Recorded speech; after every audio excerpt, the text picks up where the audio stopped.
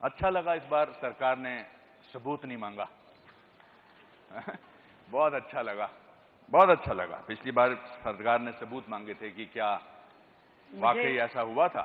मुझे सच में ये सोच के अफसोस होता है कि इस कुर्सी पे मुझसे पहले वो लोग बैठे जो देश की सेनाओं पे प्रश्न चिन्ह लगाते थे, जो देश के दुश्मनों के साथ हाथ मिलाते थे और जिसमें ना मातृभूमि के प्रति निष्ठा रही और ना ही देश के प्रति प्यार। और ये जो ऑपरेशन सिंदूर हुआ, अनुपम जी, मैं एक महिला हूं, मैं विशेष रूप से ये कह सकती हूं देश की उस आधी आबादी की ओर से कि इस ऑपरेशन सिंदूर ने पूरे देश की बहनों का सम्मान बढ़ाया। धन्यवाद करती हूं आदरणीय प्रधानमंत्री नरेंद्र मोदी जी को, जिन्होंने देश की बहनों का स्वाभिमान बनाए रखने के लिए ये ड्राइव किया और दुश्मन देश में जाकर के जिस तरीके से आतंकी अड्डों को उड़ाया गया, उन पे प्रहार किया गया, आज देश की सभी बहनें सेनाओं को शत शत नमन करती हैं, देश के प्रधानमंत्री को प्रणाम करती हैं। मैंने तो एक पोयम भी 4 लाइनों की जी बिल्कुल लिखी, तो मैं चाहूंगी मैं उसे पढ़ूं। जी बिल्कुल। पोयम का नाम रखा मैं भी सिंदूर हूं। वाह। चुप्पी में मैं धैर्य हूं, चुनौती में मैं शौर्य हूं, हाँ मैं भी सिंदूर हूं। वाह। मैं आतंकियों का वध हूं, मैं हौसलों की सरहद हूं, मैं जीवन दात्री, मैं सहार की साक्षी, मैं सिंदूर हूं। मुझे निर्बल जानकर के जिसने गोली चलाई थी, उन शत्रुओं पे मैं कड़ा प्रहार हूं, हर बेटी बहू का उपहार हूं, मैं भारत का कल और आज हूं, मैं हिंदुस्तानी लाज हूं, हाँ मैं सिंदूर हूं। वाह, बहुत अच्छे, बहुत अच्छे। रेखा जी, मैं कश्मीर का रहने वाला हूं, हालांकि मेरी पैदाइश और मेरा पढ़ाई जो थी वो शिमला में हुई। 32 साल से हम कश्मीरी हिंदुओं की प्रताड़ना को जो है वो झेलते आ रहे हैं। तो बहुत सालों बाद जब कश्मीर फाइल्स बनी तो मुझे एक क्षण कभी नहीं भूलता है, और मैं ये पीड़ा से कह रहा हूं, दुख से कह रहा हूं, जब पिछले मुख्यमंत्री जी ने असेंबली में कश्मीरी हिंदुओं का मजाक उड़ाया था और कहा था कि ये फिल्म अगर इतनी जरूरी है तो यूट्यूब पे लगा दीजिए। मुझे बड़ा दुख हुआ, क्योंकि मैं इस दुख को अपने अंदर लेके चल रहा था बहुत सालों तक। मेरे मामा, मेरे ताया, दादाजी सबने वो बर्दाश्त किया था। इसलिए जब आपने कहा कि आज मैं ऑपरेशन सिंदूर से इसकी शुरुआत करती हूं तो मुझे अच्छा लगा, और आपने अंदर भी मेरे से जो बातें की मुझे बहुत अच्छा लगा। मेरा एक सवाल बड़े नेचुरली मेरे मन में उठता है कि आपको दिल्ली क्यों अच्छी लगती है? दिल्ली के बारे में जो मुझे सबसे अच्छी चीज लगती है ना अनुपम जी, एकता में जो यहाँ का स्वरूप है, एक मिनी इंडिया, एक भारत श्रेष्ठ भारत का ये एक तरह से छोटा विजन मैं कहूँ कि आज देश के अलग अलग प्रांतों से, देश के अलग अलग हिस्सों से हर प्रांत के लोग दिल्ली में बसते हैं और दिल्ली का अपना अलग से कोई कल्चर नहीं है। आज हम सभी यहाँ महाराष्ट्र का यदि गणेश चतुर्थी मनाते हैं तो गुजरात का गरबा भी बड़े शौक से हम खेलते हैं, हरियाणा की तीज करते हैं तो बिहार की छठ पूजा भी बड़े धूमधाम से मनाई जाती है। तो ये जो डाइवर्सिटी है ये दिल्ली का कल्चर है, और इसीलिए इस अनेकता में एकता को जब मैं फील करती हूँ तो मुझे दिल्ली की ये चीज़ बहुत ही खूबसूरत लगती है। और सरकार बनते ही हमने जो पहला निर्णय किया कि हर राज्य का राज्य दिवस हम यहाँ मनाएंगे, और सरकार जो है हर राज्य के सुख दुख में हमेशा खड़ी मिलेगी। देश को पता है कि क्या क्या मुद्दे थे। मैं ये जानना चाहता हूं कि आपने पिछले 10 साल जीतने से पहले कैसे बिताए दिल्ली में? संघर्ष में। जब ये देखते थे कि दिल्ली की जनता के साथ अन्याय हो रहा है, जब भ्रष्टाचार की रोज पोलें खुलती थी, जब शराब के ठेके गली गली खुल गए थे, तो हम संघर्ष में थे। हम कभी सचिवालय पे प्रदर्शन करते थे, कभी विधानसभा पे जाते थे, कभी केजरीवाल साहब के घर जाते थे, आवाज़ उठाते थे। और इससे पहले जब हम चुनाव लड़े और आंधियां जैसा माहौल दिख रहा था, थोड़े थोड़े मार्जिन से हम लोग हार जाते थे, तो हम जनता के बीच में रह के उनका सुख दुख बांटते थे, उनको सांत्वना देते थे, उनके लिए जो अच्छा कर सकते थे वो करने की कोशिश करते थे। कुल मिलाकर के 10 साल में दिल्ली जितना पीछे हुई, उसको जहाँ जहाँ हम ठीक कर सकते थे वहाँ जनप्रतिनिधि के नाते उनके बीच में रह कर के काम करते थे। मुझे ऐसा लगता है कि विश्वास को वापस पाना बड़ा मुश्किल होता है किसी भी चीज के लिए। Why should the people of Delhi believe you? Why should, कि आपने ऐसे पिछले 100 दिनों में क्या किया है कि उनको लगे कि हालांकि मेरा एक बचपन का दोस्त है जो यहाँ रहता है, विजय सहगल, पिछले मेरी 8th स्टैंडर्ड से, मैंने उससे पूछा, मैंने कहा सही काम हो रहा है? कहता हाँ सही काम हो रहा है। पर मैं आपसे जानना चाहता हूँ कि हमारे कुछ तो यहाँ पर बैठे हैं ऑडिटोरियम में, मगर लाखों लोग इसको अलग अलग प्लेटफॉर्म पे देख रहे होंगे, वो भी जानना चाहेंगे, जब विश्वास टूटता है तो उसको दोबारा मुकम्मल करना बड़ा मुश्किल होता है, हालांकि आपने मुद्दों पर जीता। तो why should the people of Delhi believe you and what has happened in these 100 days? आप ठीक कह रहे हैं अनुपम जी। जब रामलीला मैदान से एक आंदोलन शुरू हुआ तो हजारों लाखों लोग उससे जुड़े, हम भी जुड़े, बाकी लोग भी जुड़े। उन्हें लगा कि शायद कुछ ईमानदारी, मैं भी जुड़ा, कुछ आप भी जुड़े, और सब ने ये सोच करके उस समूह का साथ दिया कि शायद दिल्ली में, देश में कुछ बेहतर होगा। वो लोग जो कहते थे हमें सत्ता का लालच नहीं, इतने लालची हो गए कि सत्ता के अलावा उन्हें कुछ दिखता नहीं था। एक राज्य की सत्ता मिली तो दूसरे की ओर दौड़ पड़े। और आप सही कह रहे हैं कि लोगों का एक विश्वास टूटा इस 10 साल में। लोगों को लगा कि जिस ईमानदारी को हम खोज रहे थे वो मिली नहीं, आज भी वहाँ भ्रष्टाचार के अड्डे बने हुए थे। और क्यों नई सरकार पे विश्वास करें, ये प्रश्न आपके मन में, लोगों के मन में हो सकता है। पर इस प्रश्न का उत्तर देने के लिए ही आज मैं, मेरा मंत्रिमंडल, हमारे विधायक, सभी जनप्रतिनिधि लगातार सड़कों पे लोगों के बीच में रह के काम करते हैं। आज हम वो लोग नहीं हैं जो शीश महल की अरबों रुपए की प्रॉपर्टी के बीच में घर बना के बैठ गए और लाखों रुपए के पर्दे हमने ढांप लिए और सामने टीवी पे केवल अपनी स्पॉन्सर की हुई न्यूज़ देखते हैं। हम जाते हैं कड़ी धूप में, आंधी में, तूफान में, जाके वहाँ खड़े होते हैं, लोगों के बीच में महसूस करते हैं कि वो क्या फील कर रहे हैं, उनकी समस्या क्या है, हमें काम क्या करना है। और एक एक क्षण जो इन 100 दिनों का है, मैं आपको विश्वास के साथ कह सकती हूँ जनता के हित में और ऐसी नीतियां बनाने में हमारा समय लगा है जो दिल्ली की बेहतरी के लिए हो। पर प्रदूषण है, वाटर लॉगिंग है, कूड़े के पहाड़ हैं, इस सब के बारे में एक्चुअली प्रैक्टिकली आप हमें बताइए कि आपने क्या किया है। यमुना की झाग है, ये तो विजुअल्स हैं। आजकल तो हर इंसान को क्वालिफाइड जर्नलिस्ट होने की जरूरत नहीं है, जिसके हाथ में मोबाइल है वो जर्नलिस्ट है, तो एकदम सबूत आ सकता है। आज ऐसा होगा कि आप जो बोलेंगी वो कुछ लोग जाएंगे, मतलब वो लोग जाएंगे जो पहले सरकार में थे, आपको झूठा साबित करने की कोशिश करेंगे। तो इन सब मुद्दों में आपने पिछले, हमने एक भी काम या एक भी बात ऐसी कही ही नहीं जिसमें हमें कोई ये कह सके कि आपने गलत बयानी की। मैं आपको बताती हूँ, उन्हें 10-11 साल का समय मिला और उससे पहले भी सरकारें थी, पर दुर्भाग्य दिल्ली का ये रहा कि कभी किसी ने ना तो यमुना सफाई को उस सीरियसनेस से काम किया और ना ही कूड़े के पहाड़ और पर्यावरण को ठीक से करने के लिए।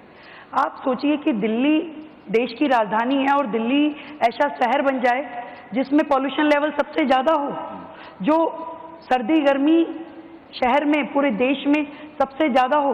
आज यमुना 1300 किलोमीटर से ज़्यादा लंबी है, जो कि गंगोत्री से, यमुनोत्री से शुरू करके प्रयागराज तक चलती है, और दिल्ली में मात्र 48 किलोमीटर का स्ट्रेच है।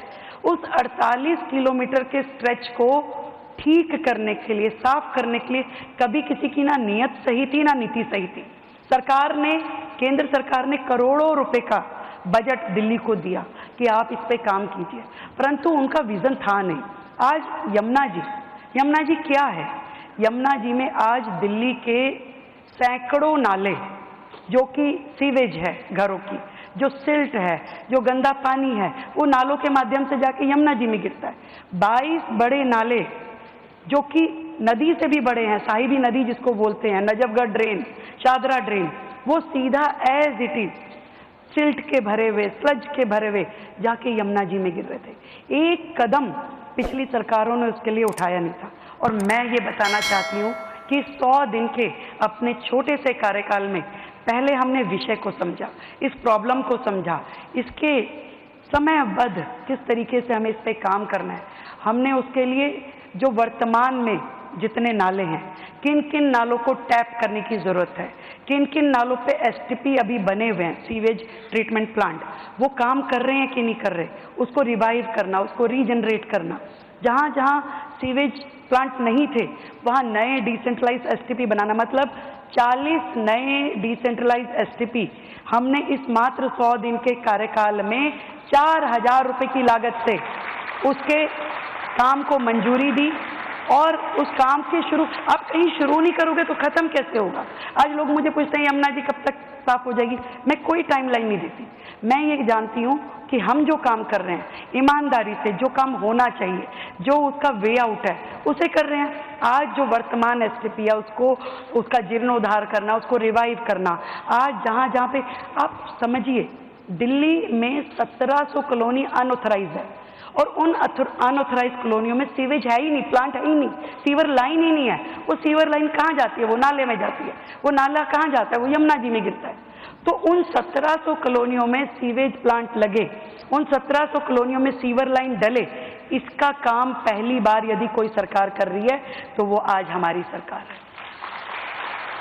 जो नालों को टैप करने का काम है, जो सॉलिड वेस्ट उठाने का है, पहली बार दिल्ली में नालों की जो डीसिल्टिंग हुई, मैं आपको फिगर बताऊं तो आप हैरान रह जाएंगे। 20 लाख मीट्रिक टन सिल्ट हमने इन बड़े नालों में से निकाली है जो यमुना जी में गिरने के हमने बचाई। एक एक नाला दिल्ली में कोई भी दिल्ली का निवासी जाके सड़कों पे घूम के देख सकता है कहाँ कहाँ पे हमने मशीनें लगा के काम चल रहा है। पहली बार वो सीरियसनेस आई है। आप कूड़े के पहाड़ की बात कर रहे हैं, मैं बताना चाहूंगी अभी तक दिल्ली में 3 कूड़े के पहाड़ थे जिसके बारे में पिछली सरकारों ने बड़े बड़े दावे किए जी हम हटा देंगे, 1 साल 6 महीने, 1 इंच भी नहीं हटा पा रहे थे। क्यों? क्योंकि मतलब केंद्र सरकार ने 1200 करोड़ रुपए दिए पिछली सरकार को भी कि ये कूड़े के पहाड़ आप हटाइए, परंतु जो काम होना चाहिए था, आप देखिए दिल्ली का डेली का जो आउटलेट है, मतलब जो कूड़ा निकलता है घरों से, दिल्ली 3 करोड़ की जनसंख्या की छोटी सी दिल्ली है, इसमें लगभग 80,000 हाउस होल्ड है। कूड़ा कितना निकलता है रोजाना का? 11,000 मीट्रिक टन। और उसका जो ट्रीटमेंट कितने कूड़े का आप कर पा रहे हैं? 7,000 मीट्रिक टन। तो रोजाना का 4,000 मीट्रिक टन कूड़ा जब खड़ा होगा और पुराना 280 लाख मीट्रिक टन कूड़ा आपका लीगेसी वेस्ट था, तो आप बताइए कैसे आपने योजना बनाई, क्या काम किया? ऐसे कैसे खत्म होगा कूड़ा जब 4,000 मीट्रिक टन कूड़ा रोज जमा हो रहा है रोजाना? तो हमने आने के बाद ना केवल उसकी स्पीड बढ़ाई, जो कूड़ा रोज 7,500 मीट्रिक टन हट रहा था, बायोमाइनिंग उसकी हो रही थी, उसे हमने 18,000 मीट्रिक टन किया, 18,000 डेली। उसके बाद वेस्ट टू एनर्जी प्लांट, जहां उस कूड़े को आप निष्पादन कर सके, ऐसे 4 वेस्ट टू एनर्जी प्लांट पे काम शुरू हुआ और लगातार उस पर कार्रवाई चल रही है। क्योंकि जब तक आप अपनी कैपेसिटी नहीं बढ़ाएंगे वेस्ट डिस्पोजल की, तब तक वो कूड़ा खत्म नहीं हो सकता। आप जितने मर्जी झूठे वादे कर लीजिए, मैं नहीं करना चाहती कोई झूठा वादा। मुझे मालूम है कि जब तक ये वेस्ट टू एनर्जी प्लांट, जो हमारे 4 प्लांट हैं, जो नरेला में है, जो बाकी जगह तेखंड में है, उनको हम ऑपरेशनल मोड पे नहीं लाएंगे तो ये लीगेसी वेस्ट खत्म नहीं होगा। और इसके अलावा दिल्ली में रोजाना आप सोचिए कितना ई वेस्ट निकलता है, कितने आपके टूटे मोबाइल, बैटरीज, उनके लिए क्या सोचा था भाई? पहली बार सरकार ने तेखंड में एक नया वेस्ट टू एनर्जी प्लांट, जिसमें आपका दिल्ली का पूरा ई वेस्ट वहाँ पे चैनलाइज होगा, वो बनाने की योजना करी। तो ये काम है जो दिल्ली को करने हैं, दिल्ली के लिए करने हैं। तो चाहे कूड़े का पहाड़ हो, चाहे पर्यावरण हो, पर्यावरण का भी बता देती हूँ। पर्यावरण दिल्ली में आप जब AQI उठा के देख लीजिए आपको ज़्यादा ही मिलेगा। तो दिल्ली, पिछली सरकारें क्या कर रही थी भाई? उन्होंने कहा कि हम ऑड इवन कर रहे हैं, इससे खत्म हो जाएगा। क्या ऑड इवन से पॉल्यूशन खत्म हो रहा है? आप चलाते थे, अगर वाटर स्प्रिंकलर चलाया आपने मात्र 2 महीने सर्दी के, अरे पॉल्यूशन तो 12 महीने का है। आप जनवरी से लेकर दिसंबर तक पॉल्यूशन चलता है। आज गर्मियों में भी पॉल्यूशन लेवल हाई होता है। तो आपकी क्या योजना थी? कोई योजना नहीं थी। पहली बार हमारी सरकार आने के बाद हमने एक विस्तृत योजना के माध्यम से, दिल्ली में 250 वार्ड है, 70 विधानसभा हैं, तो 250 के 250 वार्डों पे 4-4 मशीनें पर वार्ड वाटर स्प्रिंकलर की, जिसमें इंटीग्रेटेड स्मोक गन्स हैं, वो मशीनें हमने ऑर्डर देके मंगवाई है ताकि 12 महीने वहां काम चले, कभी भी पॉल्यूशन लेवल जो है हाई ना हो। और जितनी दिल्ली में हाई राइज बिल्डिंग है उन सब पे हमने स्प्रिंकलर्स लगाने की योजना बनाई ताकि एक ऊंचे लेवल से वहीं से आपका डस्ट पार्टिकल्स जो है वो नीचे हो। हमने दिल्ली में ईवी पॉलिसी, यानी कि पब्लिक ट्रांसपोर्ट जो है हमारा पूरा का पूरा इलेक्ट्रिक मोड पे आए। इसके लिए हमने अभी 400 बसें लॉन्च की, जिसका नाम हमने देवी रखा। देवी यानी दिल्ली इलेक्ट्रिक व्हीकल इंटरकनेक्टर। तो ऐसे पूरा का पूरा पब्लिक ट्रांसपोर्ट जो है वो इलेक्ट्रिक मोड पे है। ईवी स्कूटीज, ईवी कार, लोग जो है ग्रीन एनर्जी के ऊपर जाए। सोलर का बड़ा सिस्टम हमने खड़ा किया, मतलब हर रेजिडेंशियल रूफटॉप पे आपका सोलर हो। सरकारी बिल्डिंग्स को हमने कंप्लीट कर दिया, सब पे सोलर रूफटॉप लगाई है। ज़्यादा से ज़्यादा दिल्ली को ग्रीन एनर्जी की तरफ चैनलाइज करना पड़ेगा, तभी तो ये एयर पोल्यूशन हो, आपका जितना पोल्यूशन दिल्ली में है वो सब खत्म हो पाएगा।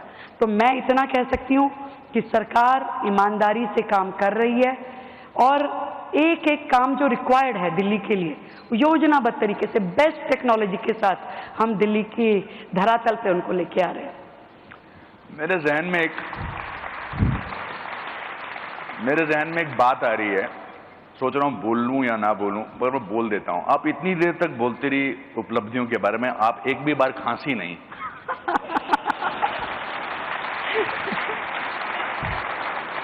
दिल्ली वालों को खांसी सुनने की आदत पड़ गई है। दिल्ली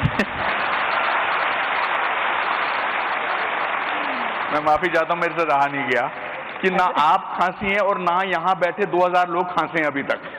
तो ये तो अपने आप में एक उपलब्धि है कि बहुत दिनों बाद दिल्ली में किसी को खांसते भी नहीं देख रहे हैं। अनुपम जी, दिल्ली को तो हम संभाल रहे हैं, मुझे तो चिंता पंजाब की है। हाँ, अच्छा।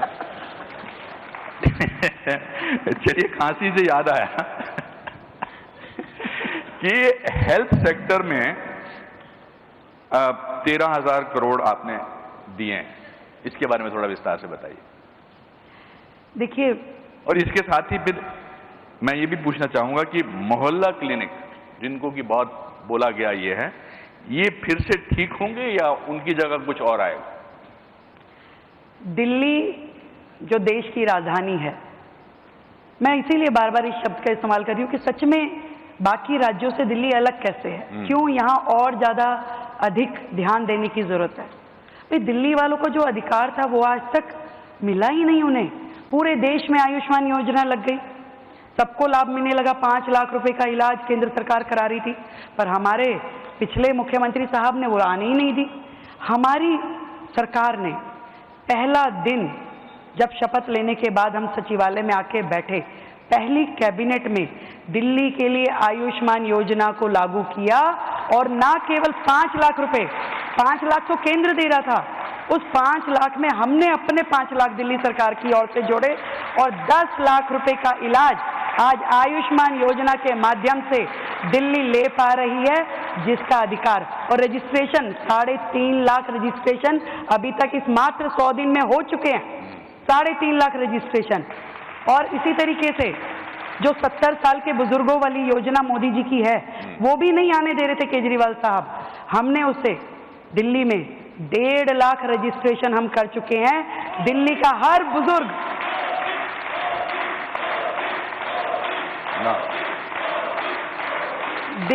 हर बुजुर्ग जो 70 साल से ऊपर है, और देखिए कितनी खूबसूरत योजना है जिसमें आपको कोई इनकम क्राइटेरिया नहीं है, कोई टैक्स लायबिलिटी वाला इसमें सेगमेंट नहीं है।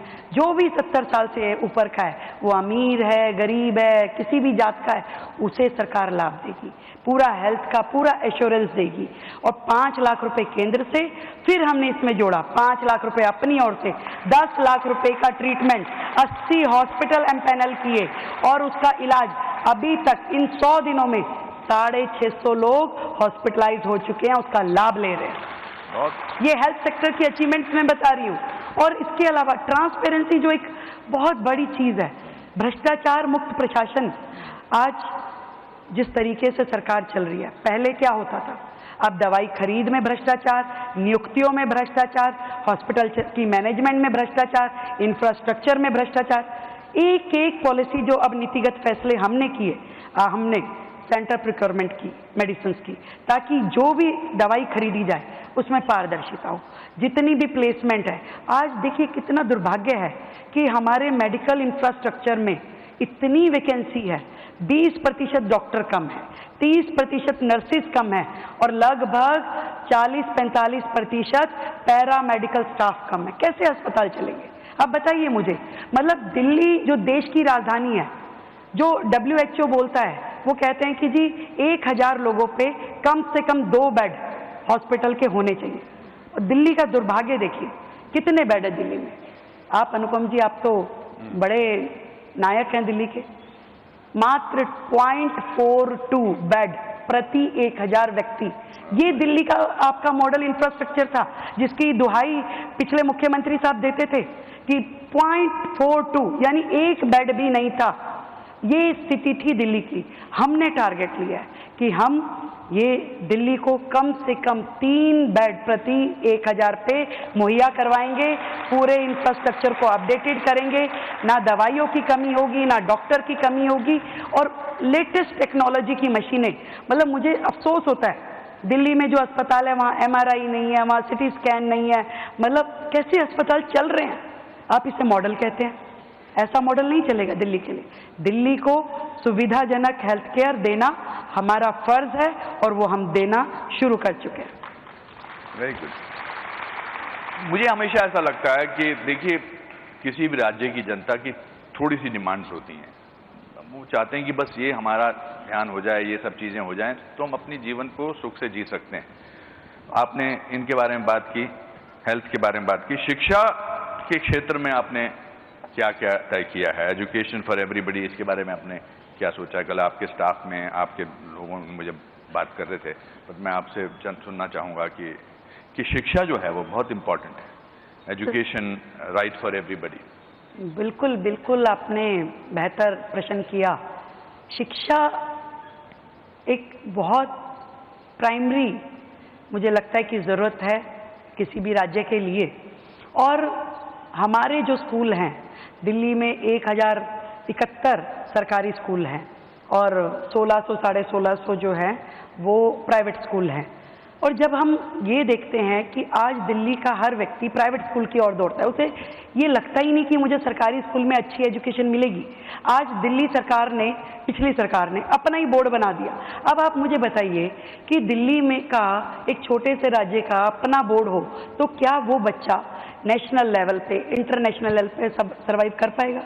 आज इतने बड़े इंफ्रास्ट्रक्चर क्रिएट करने की ज़रूरत है, जहां आपको स्मार्ट क्लासेस चाहिए, जहां आपको डिजिटल लाइब्रेरीज चाहिए, जहां आपको बेहतर एजुकेशन के लिए कोचिंग चाहिए। दिल्ली में हमने एजुकेशन की फील्ड में काम करते हुए ये तय किया कि हम पूरे के पूरे अपने शिक्षा तंत्र को इतना मजबूत कर दें कि फिर कोई पेरेंट्स अपने बच्चे को ये ना कहे कि मेरा बच्चा फाइनेंशियल अपनी कमी होने के कारण अच्छे स्कूल में नहीं जा पाया। उसको लगना चाहिए कि दिल्ली सरकार के जिस स्कूल में मैं पढ़ रहा हूँ वो बेस्ट है। उसके लिए हमें जो स्मार्ट क्लासेस उन्हें देनी है, उसके लिए हमने 125 डिजिटल लाइब्रेरीज का प्लान बनाया है, 100 लैंग्वेज लैब्स, क्योंकि आज क्या है, बच्चा जर्मनी चाहता है कि मैं जो फ्रेंच में सीखूँ, मैं जर्मन सीखूँ, मैं इंग्लिश सीखूँ, ताकि हमारे सरकारी स्कूल का बच्चा भी अपडेटेड हो। अलग अलग करिकुलम हमने डेवलप किए हैं। और यहाँ तक कि जो एक नेक्सस चल रहा था प्राइवेट स्कूलों में फीस को लेकर के, कितनी भी फीस कोई भी स्कूल बढ़ा देता था और सरकार जो थी वो अंडर टेबल उनसे सेटिंग करती थी। पेरेंट्स परेशान होकर लड़ते बिड़ते रहते थे, कोर्टों में केस चलते रहते थे। पहली बार दिल्ली सरकार ने अपना खुद का दिल्ली की एजुकेशन के लिए एक्ट बनाया to control fee of private school. और इसको हम अब ऑर्डिनेंस के रूप में लेके आ रहे हैं ताकि दिल्ली के बच्चों को एक सुकून मिल सके। So बेसिकली आप कहना चाह रहे हैं कि प्राइवेट स्कूल्स जो अपनी फीस खुद बढ़ा देते थे सरकारी स्कूलों की, आपने उस पर एक एक्ट बनाया, थोड़ा इसके बारे में विस्तार से बताएंगे? देखिए, अभी तक क्या था, जो दिल्ली थी वो जिस एक्ट से ड्राइव हो रही थी उसमें ये कहा जाता था कि आप अपनी फीस बढ़ा लीजिए और केवल डायरेक्टर एजुकेशन को इन्फॉर्म कर दीजिए। हमने देखा कि जब लगातार स्कूल फीस बढ़ा रहे हैं, पेरेंट्स कुछ कर नहीं पा रहे, कोर्ट कुछ साथ नहीं दे रहा है, तो क्या करना चाहिए। तो आसपास के सभी राज्यों का हमने एजुकेशन मॉडल स्टडी किया और बहुत सारे लीगल ओपिनियन लिए, बहुत सारे एजुकेशनिस्ट का उसमें हमने व्यू लिया। तो अपना दिल्ली का एक एजुकेशन फी एक्ट हमने बनाया जिसमें हमने इस तरीके का पूरा प्रोसीजर बताया कि यदि कोई भी स्कूल अपने लिए फीस बढ़ाने की दिशा में जाना चाहता है तो उसे ये प्रोसीजर इस्तेमाल करना पड़ेगा, जिसमें हमने पेरेंट्स को, जिसमें हमने टीचर्स को, जिसमें हमने मैनेजमेंट को, सबको पार्टिसिपेट करवाया। अब यदि आप बढ़ाना चाहते हो तो डिस्कस कीजिए पेरेंट्स के साथ, उनकी रजामंदी लीजिए। तो ये पहली बार हुआ है दिल्ली में, इससे पहले कभी नहीं था। और इस तरीके से दिल्ली के बच्चे बेहतर एजुकेशन पा सके। आज कितने सारे एग्जाम हैं, आप नीट देना पड़ता है, आपको जेई देना पड़ता है, इवन कॉलेज में जाने के लिए आपको सीयूईटी देना पड़ता है। आज बच्चों को इतनी महंगी असिस्टेंस कैसे मिलेगी, उनको कोचिंग कहाँ से मिलेगी। हमने अपना पूरा एक सिस्टम बनाया, अपनी योजना हम लेकर के आए हैं जिसमें हम अपने सभी बच्चों को स्कॉलरशिप के माध्यम से इन सारे कॉम्पिटिटिव एग्जाम की तैयारी कराएंगे ताकि वो बेहतरीन कॉलेजेस में जा सके, बेहतरीन यूनिवर्सिटी को ज्वाइन कर सकें और अपना भविष्य जो है वो और सुंदर बना सके। बस ये 100 दिन में आपके सब एस्टीम्ड मिनिस्टर्स फ्रंट रो में बैठे हैं, ये 100 दिन में आपने कब तय किया कि ये हमें बदलना है और ये बदलने की आपने फिर उसकी प्रक्रिया भी शुरू की? Because change needs time. तो आप एक हडल हुए कि अब भी ये सब इम्पोर्टेंट चीज़ें हैं, बिकॉज आप बहुत अच्छा आपके आंकड़े सब याद हैं, that means you are prepared. Otherwise भी मैंने आपके 1-2 इंटरव्यूज़ देखे हैं। तो ये पहले आप लोग बैठे मिनिस्टर्स के साथ और फिर आपने किया और उसके फिर एकदम आपने उस पर अमल करना शुरू कर दिया। देखिए, ये एक दिन का काम नहीं है और इसलिए बहुत सारी चीज़ें शायद हम उस लेवल पे अभी लेके जाने की प्रक्रिया में है। हमारे 100 दिन हुए हैं। 100 दिन कोई इतना बड़ा कार्यकाल नहीं होता कि हम कहेंगे हमने झंडे गाड़ दिए। नो, हमने जिस दिशा में जाना है अपने लक्ष्य तय किए, उस लक्ष्य के लिए स्टेप बाय स्टेप हमने क्या प्रोसीजर लेना है। हम इन 100 दिनों में लगातार अपने मंत्रिमंडल के साथ रोजाना बैठते हैं, रोजाना एक एक विषय पे डिस्कशन करते हैं। इसमें हमारा क्या निर्णय होना चाहिए, क्या पॉलिसी होनी चाहिए। लगातार इस 100 दिन के कार्यकाल में हमने 8 अपनी कैबिनेट मीटिंग बुलाई। उन 8 कैबिनेट मीटिंग में हमने बड़े बड़े निर्णय किए। हर बार पहली कैबिनेट मीटिंग में आयुष्मान वय वंदन योजना करा, दूसरी में कुछ और, तीसरी में कुछ और, लगातार डिसीजन। और आज भी हमें दिखता है कि दिल्ली के लिए करना क्या है, यमुना सफाई के लिए हमें क्या करना है, हमें स्कूलों के लिए क्या करना है, हेल्थ के लिए क्या करना। तो लगातार उन निर्णयों को हम लेते हैं, पॉलिसी बनाते हैं, मंथन करते हैं, ऑफिसर्स के साथ बैठते हैं। और देखिए कितनी अच्छी बात है, जो ऑफिसर उनके कार्यकाल में डरे हुए, सकुचे हुए, ये सोचते थे कि भाई मुख्यमंत्री के कमरे में चले गए तो न जाने पकड़ ही ना ले, तो अब कम से कम एक सौहार्दपूर्ण एटमॉस्फेयर जिसमें वो अपनी राय देते हैं, हम अपनी बात कहते हैं और मिल करके दिल्ली कैसे बेहतर हो सकती है उसके लिए काम करते हैं। Very good.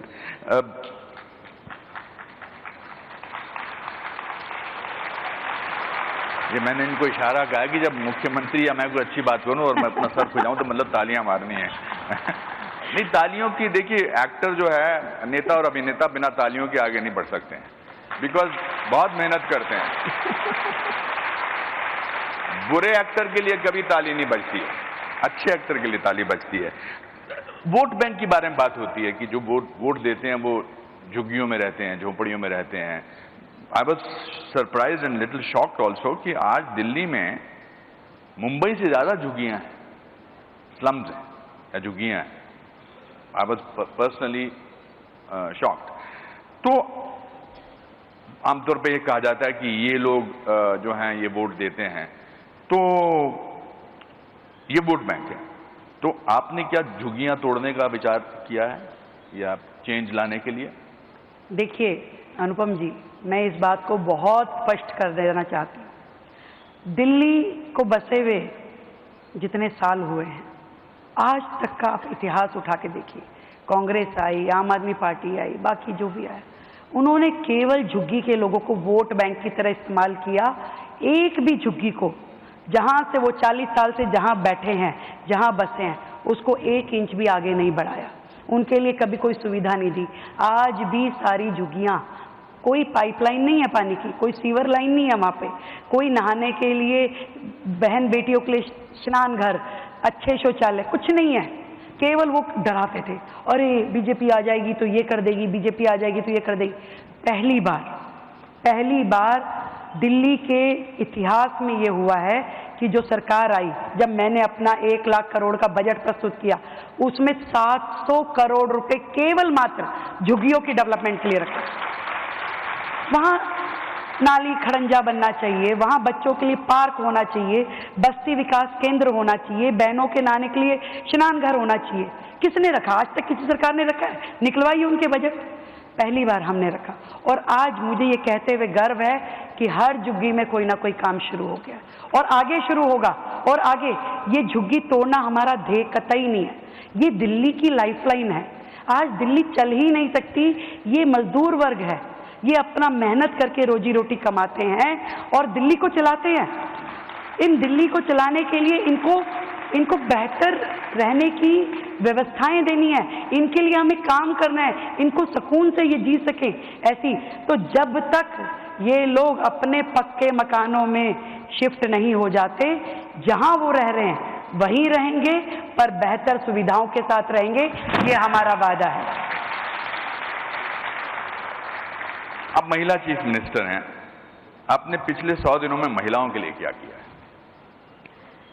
मैंने अपना रिसर्च अच्छा किया है। बहुत अच्छा किया है, और इसका जवाब मैं देना भी चाहती थी। मैं जब मुख्यमंत्री बनी, आदरणीय प्रधानमंत्री जी ने जब ये निर्णय किया होगा, तो मैंने ये देखा कि उस दिन से आज तक मैं जहाँ जाती हूँ, बहनों की आंखों में एक अलग चमक होती है। महिलाएं मुझे देख के इतना प्रसन्न होती हैं कि मैं बता नहीं सकती, और उनको इतनी ढेर सारी मुझसे आशाएं हैं, अपेक्षाएं हैं। और मैं ये बताना चाहती हूँ इस मंच के माध्यम से, मैं उनकी सारी आशाएं पूरी करना चाहती हूँ।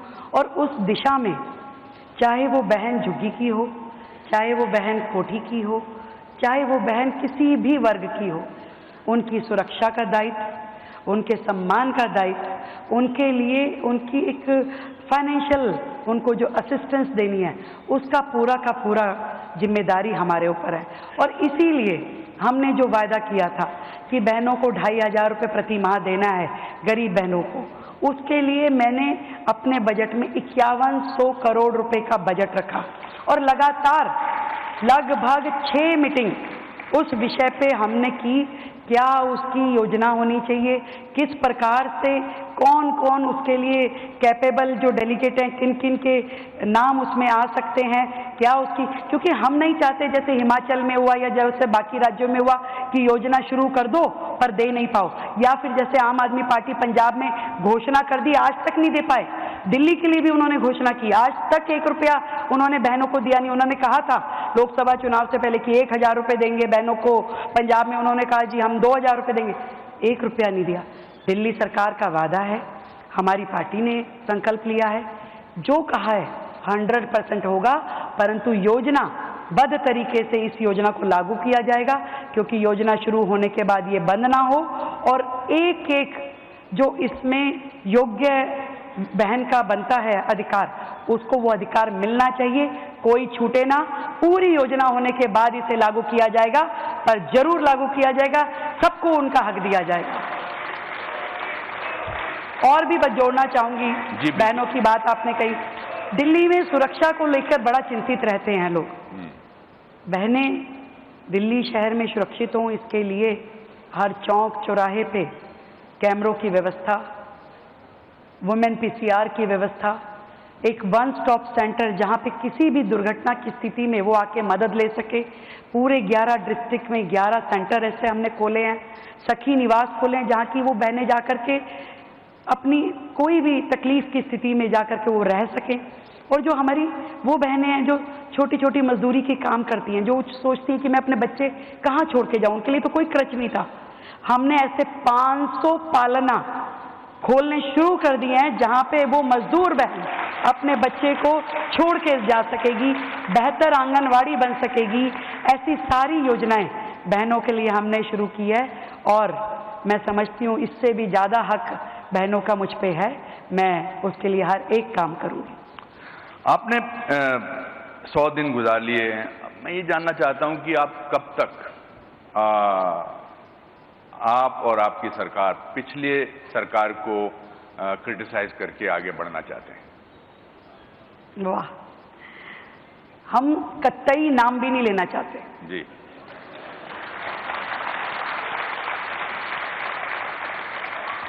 ये जो कांटा दिल्ली की जनता के दिलों में चुभा था ना, उस पर मरहम लगते सा लगेगा। मैं ये चाहती हूँ कि जो 10 साल का, जो 27 साल का जो तकलीफ दिल्ली की जनता ने सही, उसे 5 साल में भर दूं उन जख्मों को, तब जाके उसका नाम इस दिल्ली की धरती से और लोगों के तकलीफों से हट पाएगा। पर जैसे जैसे तकलीफ हटती जाएगी लोग उसे भूलते जाएंगे। उस समय वो उसको, सरकार को, उन लोगों को जिसकी वजह से दिल्ली की जनता ने दर्द सहे, तब जाकर के मुझे लगता है कि वो नाम यहाँ से हटेगा। उस काम को करने के लिए हम बड़ी स्पीड में हैं, इसीलिए बिना एक भी दिन की छुट्टी लिए हुए पूरी सरकार काम कर रही है, लगातार सड़कों पे है, लोगों के बीच में है। रोज